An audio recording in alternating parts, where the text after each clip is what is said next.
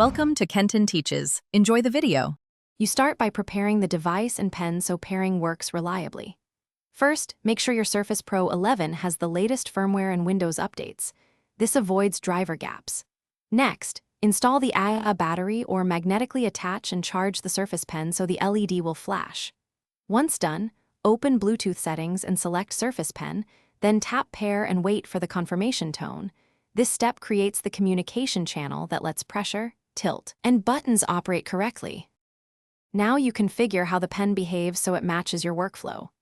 Open Settings, go to Bluetooth and Devices, then Pen. Here you map the top and side buttons and adjust tip pressure sensitivity so strokes feel natural.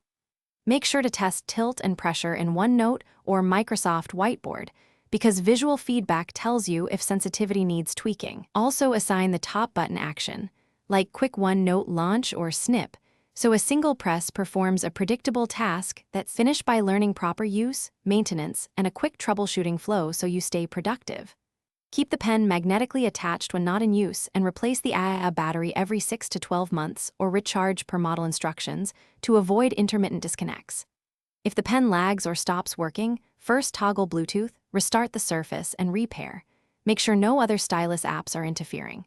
If problems persist, test in another app or safe mode, and then contact support for a hardware check. Thanks for watching. Please subscribe if this video was helpful.